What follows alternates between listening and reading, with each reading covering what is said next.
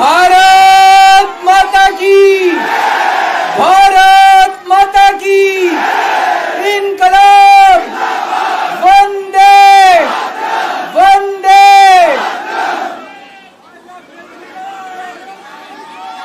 आप सब लोगों का तहे दिल से बहुत बहुत शुक्रिया। इतनी तपती धूप के अंदर इतनी देर से इतनी बड़ी संख्या में आप लोग मेरा इंतजार कर रहे हैं। मैं आपका तहे दिल से बहुत बहुत शुक्रिया अदा करना चाहता हूं। जितने लोग इस वक्त टीवी में देख रहे हैं उन सब दर्शकों का भी मैं तहे दिल से शुक्रिया अदा करना चाहता हूं। सबको मेरा नमस्कार, सबको मेरा प्रणाम। दोस्तों, सीधा जेल से मैं आप लोगों के बीच में आ रहा हूं। आपके बीच में आके बहुत अच्छा लग रहा है। 50 दिन के बाद अभी मैं, मेरी पत्नी भगवंत मान साहब, हम लोग कनॉट प्लेस में हनुमान मंदिर में गए थे। हनुमान जी का आशीर्वाद लिया, उनके दर्शन किए। फिर शिव जी के मंदिर गए, शनि जी महाराज के पास गए, उनका सबका आशीर्वाद लिया। बजरंग बली की खूब कृपा है हमारे ऊपर, हमारी पार्टी के ऊपर, देशवासियों के ऊपर। उन्हीं की कृपा से आज अचानक मैं आप लोगों के बीच में हूं। नहीं तो किसी को उम्मीद नहीं थी कि चुनाव के बीच में मैं जेल से बाहर आ जाऊंगा। लेकिन ऊपर बजरंग बली की कृपा है, हनुमान जी की कृपा है हम लोगों के ऊपर, और चमत्कार हुआ और आज मैं आप लोगों के बीच में हूं। दोस्तों, हमारी आम आदमी पार्टी एक छोटी सी पार्टी है, 2 राज्यों के अंदर है, अभी 10 साल पुरानी पार्टी है। हमारी पार्टी को कुचलने में, खत्म करने में प्रधानमंत्री जी ने कोई कसर नहीं छोड़ी। एक साथ हमारी पार्टी के 4 टॉप के नेता जेल भेज दिए एक साथ। अरविंद केजरीवाल, मनीष सिसोदिया, संजय सिंह, सतिंदर जैन। बड़ी बड़ी पार्टियों के अगर 4 टॉप के नेता जेल चले जाएं, पार्टी खत्म हो जाती है। आम आदमी पार्टी के 4 टॉप के नेता इन्होंने जेल भेज दिया। उन्होंने सोचा कि पार्टी खत्म हो जाएगी, लेकिन ये पार्टी नहीं है, ये एक सोच है। जितना ये खत्म करना चाहते हैं उतना ये बढ़ती जाती है, उतना ये बढ़ती जाती है। ये क्रश करना चाहते हैं प्रधानमंत्री जी आम आदमी पार्टी को। जो लोग मोदी जी से मिलने जाते हैं, वो कई लोग हमें भी जानते हैं, वो बाहर आके हमें बताते हैं कि आपके बारे में सबसे पहले मोदी जी से जो भी मिलने जाता है, सबसे पहले वो केजरीवाल की और आम आदमी पार्टी की 10 से 15 मिनट बात करते हैं। उनको कहते हैं कि आने वाले समय के अंदर आम आदमी पार्टी ही देश को भविष्य देने वाली है। वो खुद भी मानते हैं। इसीलिए वो चाहते हैं कि आज ही आम आदमी पार्टी को बढ़ने से रोका जाए, इनको कुचल दिया जाए। ये तानाशाही है। अगर उनको लगता है कि आम आदमी पार्टी आने वाले समय में बीजेपी को चैलेंज देने वाली है, आप अच्छे काम करो, आप देश को भविष्य दो। आज आपकी सरकार है केंद्र के अंदर, आप देश के लिए काम करोगे, आम आदमी पार्टी को कोई पूछेगा ही नहीं। लेकिन आप कुछ काम नहीं करो और आम आदमी पार्टी को कुचल दो, ये जनतंत्र नहीं है, ये इस देश की जनता पसंद नहीं करती।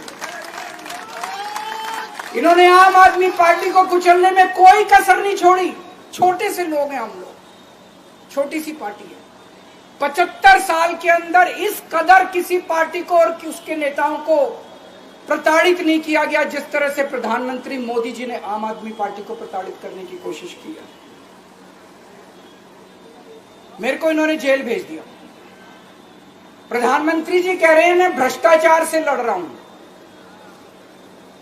देश के सबसे बड़े चोर, उचक्के और डकैतों को उन्होंने अपनी पार्टी में शामिल कर लिया। जिन लोगों को 10 दिन पहले मोदी जी कहते थे 70,000 करोड़ का इसने घोटाला कर दिया, थोड़े दिन के बाद उसी आदमी को अपनी पार्टी में शामिल करके किसी को डिप्टी सीएम बना देते हैं, किसी को मंत्री बना देते हैं और उनके सारे ईडी और सीबीआई के मामले खत्म कर देते हैं और कहते हैं मैं भ्रष्टाचार से लड़ रहा हूं।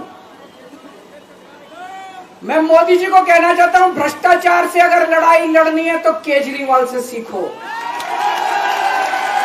प्रधानमंत्री जी, भ्रष्टाचार के खिलाफ लड़ाई केजरीवाल ने लड़ी है।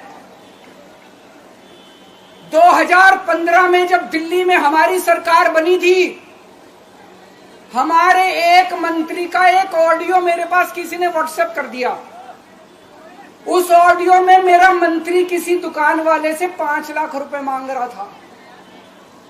किसी मीडिया वाले को नहीं पता था, विपक्ष को नहीं पता था। आप लोगों को याद होगा, मैंने अपने खुद मंत्री को सीबीआई के हवाले कर दिया, जेल भेज दिया था अपने मंत्री को। ये होती है भ्रष्टाचार के खिलाफ लड़ाई। पंजाब के अंदर मेरा एक मंत्री भ्रष्टाचार में, मेरे को पता चला कि वो पैसे मांग रहा है।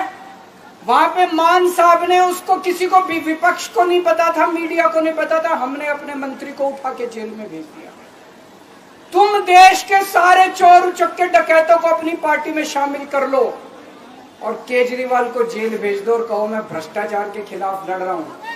तो आप भ्रष्टाचार के खिलाफ नहीं लड़ रहे प्रधानमंत्री जी। आप देशवासियों को बेवकूफ मत समझो।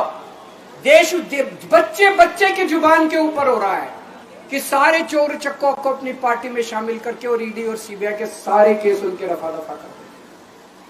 केजरीवाल को क्यों गिरफ्तार किया? केजरीवाल को गिरफ्तार करके उन्होंने एक मैसेज दिया है सारे देश को कि अगर मैं केजरीवाल को गिरफ्तार कर सकता हूं तो किसी को भी गिरफ्तार कर सकता हूं। कोई केस नहीं होगा, कोई मामला नहीं होगा, तब भी मैं तुमको गिरफ्तार कर सकता हूं। एक बेहद खतरनाक मिशन चालू किया हुआ है प्रधानमंत्री जी ने, बहुत ही खतरनाक। देशवासियों को यह समझने की, अब जब मैं बोलने जा रहा हूं, समझने की जरूरत है। उस मिशन का नाम है वन नेशन वन लीडर। देश के सारे नेताओं को खत्म करना चाहते हैं मोदी जी और इसको 2 स्तर के ऊपर इस मिशन को चला रहे हैं। जितने विपक्ष के नेता हैं उनको जेल भेजेंगे और जितने बीजेपी के नेता हैं उनको सबको निपटा देंगे, उनकी राजनीति खत्म करते जाएंगे, उनको सबको निपटाते जाएंगे। विपक्ष के अंदर आज इन्होंने मनीष सिसोदिया को जेल भेज दिया, संजय सिंह को जेल भेज दिया, सत्येंद्र जैन को जेल भेज दिया, केजरीवाल को जेल भेज दिया, हेमंत सोरेन को जेल भेज दिया, ममता दीदी के कई मंत्रियों को जेल भेज दिया, स्टालिन के कई मंत्रियों को जेल भेज दिया, केरला के सीएम के पीछे पड़े हैं। अगर ये चुनाव जीत गए, मेरे से लिखवा लो एफिडेविट के ऊपर, थोड़े दिन के बाद ममता दीदी जेल में होंगी, तेजस्वी यादव जेल में होगा, स्टालिन साहब जेल के अंदर होंगे, पिनरई विजयन जेल के अंदर होंगे, उद्धव ठाकरे जेल के अंदर होंगे, जितने विपक्ष के नेता ये सारे जेल के अंदर होंगे। अगर ये चुनाव जीत गए, इन्होंने बीजेपी का एक नेता नहीं छोड़ा। आडवाणी जी की राजनीति खत्म कर दी इन्होंने, मुरली मनोहर जोशी की राजनीति खत्म कर दी, सुमित्रा महाजन की, शिवराज सिंह चौहान जिसने मध्य प्रदेश का चुनाव जीत के दिया इन लोगों ने, शिवराज सिंह चौहान ने उसको मुख्यमंत्री नहीं बनाया, उसकी राजनीति खत्म कर दी। वसुंधरा राजे की राजनीति खत्म कर दी इन्होंने, खट्टर साहब की राजनीति खत्म कर दी, डॉक्टर रमन सिंह की राजनीति खत्म कर दी। अब अगला किसका नंबर है? योगी आदित्यनाथ। अगर ये चुनाव जीत गए, मेरे से लिखवा लो, 2 महीने के अंदर उत्तर प्रदेश का मुख्यमंत्री बदल देंगे। योगी आदित्यनाथ की राजनीति खत्म करेंगे, उनको भी निपटा देंगे। यही तानाशाही है दोस्तों। वन नेशन वन लीडर ये चाहते हैं, एक ही तानाशाह इस देश के अंदर बचेगा, एक ही तानाशाह इस देश के अंदर बचेगा। हमारा देश बहुत महान है, 4000 5000 साल पुराना हमारा देश है। इसके पहले पिछले 4000 साल में कई मौके आए जब इस देश के ऊपर तानाशाहों ने कब्जा करने की कोशिश की। लेकिन हमारे देश के लोगों ने उन तानाशाहों का तख्ता उखाड़ के फेंक दिया। जब जब हमारे देश में ऐसा मौका आया कि तानाशाह ने हमारे देश के ऊपर कब्जा करने की कोशिश की, इस देश की जनता ने उसका तख्ता उखाड़ के फेंक दिया। आज एक तानाशाह इस देश से जनतंत्र खत्म करना चाहता है। आज एक तानाशाह इस देश से लोकशाही खत्म करना चाहता है। मैं पूरे तन मन धन से लड़ रहा हूं, संघर्ष कर रहा हूं उस तानाशाह के खिलाफ। 140 करोड़ लोगों का साथ चाहता हूं मैं। मेरे अकेले के करने से नहीं होगा।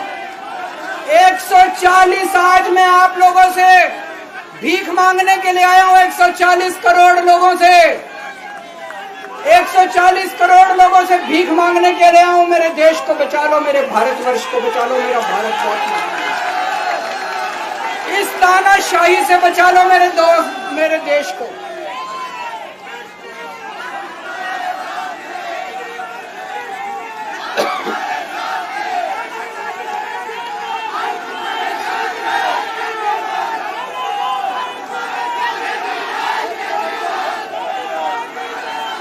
मैं सुप्रीम कोर्ट का बहुत बहुत शुक्रिया अदा करना चाहता हूं। उन्होंने 21 दिन दिए हैं, एक एक दिन में 24 घंटे हैं। मैं एक दिन में 24 में से 36 घंटे काम करूंगा। पूरे देश भर में घूमूंगा इस तानाशाही को रोकने के लिए। दोस्तों, जितनी मेरे अंदर ताकत है, मेरा सब कुछ कुर्बान है देश के लिए। मेरा तन मन धन सब कुछ कुर्बान है मेरे देश के लिए। मेरे खून का एक एक कतरा मेरे देश के लिए, मेरे शरीर का एक एक कतरा, मेरी जिंदगी का एक एक पल मेरे देश के लिए। मेरे देश को बचाने के लिए मैं पूरे देश में जाऊंगा। दोस्तों, अब एक बहुत महत्वपूर्ण बात करने जा रहा हूं, उसको ध्यान से सुनना। ये लोग इंडिया गठबंधन से पूछते हैं आपका प्रधानमंत्री कौन होगा। मैं बीजेपी से पूछता हूं आपका प्रधानमंत्री कौन होगा। आप लोग सोच रहे होंगे केजरीवाल क्या बात कर रहा है, मोदी जी होंगे। नहीं, मोदी जी अगले साल 17 सितंबर को 75 साल के हो रहे हैं। बीजेपी के अंदर मोदी जी ने 2014 में मोदी जी ने खुद ने रूल बनाया था कि बीजेपी के अंदर जो भी 75 साल का होगा उसको रिटायर कर दिया जाएगा। सबसे पहले आडवाणी जी को रिटायर किया गया, उसके बाद मुरली मनोहर जोशी जी को रिटायर किया गया, फिर सुमित्रा महाजन को रिटायर किया गया, फिर यशवंत सिन्हा को रिटायर किया गया। अब मोदी जी अगले साल 17 सितंबर को रिटायर होने वाले हैं। तो मैं बीजेपी से पूछना चाहता हूं आपका प्रधानमंत्री का दावेदार कौन है। दोस्तों, अगले साल 17 सितंबर तक अगर इनकी सरकार बनी, तो उस पे भी आऊंगा मैं।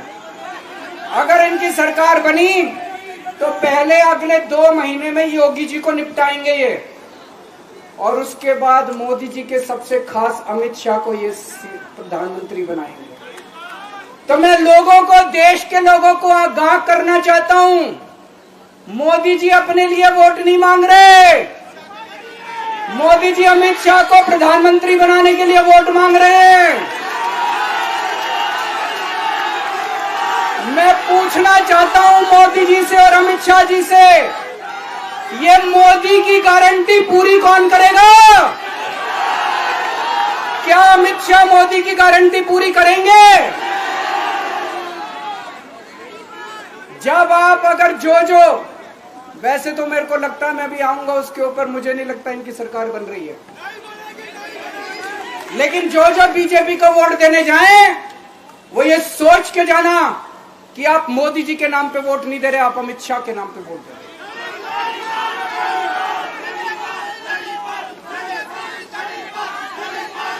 अब एक खुशखबरी है आप लोगों के लिए, अब एक खुशखबरी है। सबको बता देना जो मैंने बातें कही है बड़ी सोच समझ के कही है। वहां बैठ के यही सोच रहा था 50 दिन से।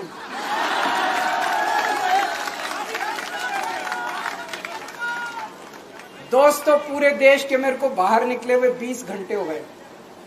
इन 20 घंटों के अंदर भी मैंने रात भर में जनता से बात कर रहा था, लोगों से फोन कर रहा था।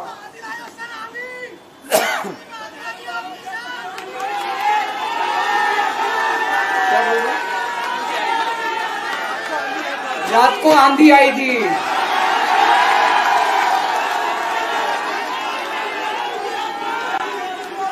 पिछले 20 घंटे में मैंने जो बातचीत करी है, कई बड़े बड़े एक्सपर्ट से बात की, चुनाव विश्लेषकों से बात की, सेफोलॉजिस्ट से बात की, जनता से बात की, फोन पे लोगों से।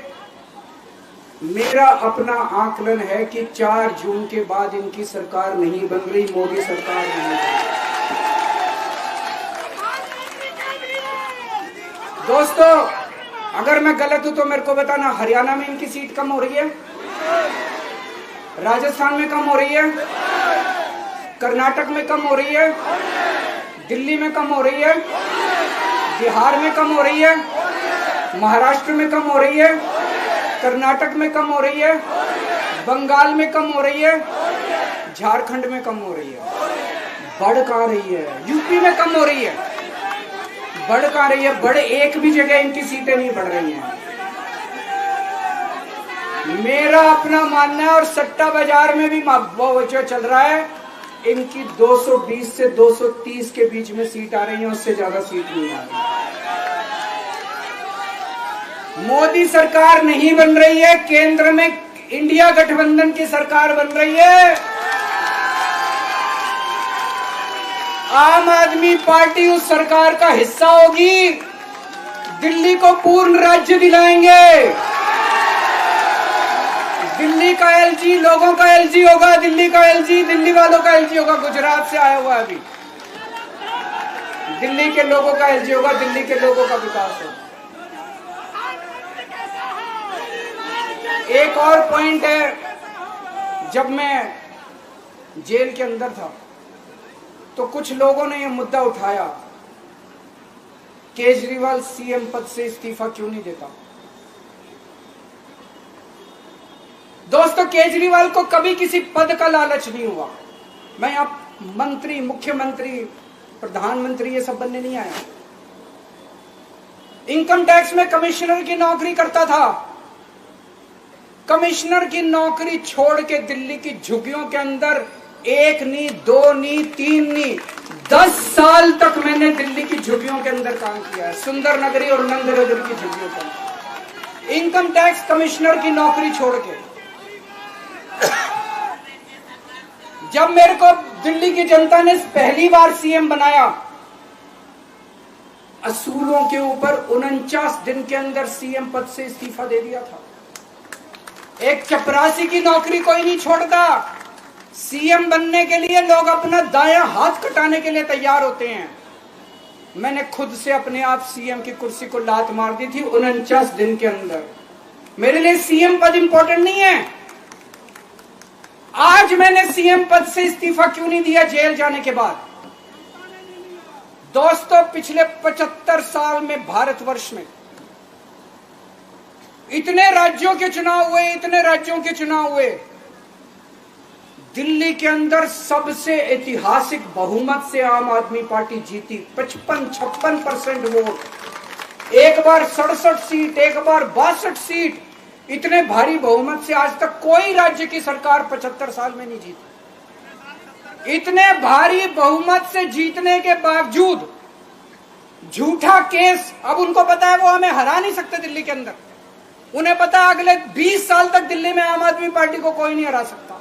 तो उन्होंने एक षड्यंत्र रचा, राजनीतिक षड्यंत्र रचा। केजरीवाल को झूठे केस में जेल भेज दो, केजरीवाल को इस्तीफा देना पड़ेगा, केजरीवाल की सरकार गिर जाएगी। उन्होंने ये षड्यंत्र रचा। मैंने कहा मैं भी इस्तीफा नहीं दूंगा। तुम अगर जनतंत्र को जेल में कैद करोगे तो जनतंत्र जेल से चला के दिखाएंगे। तो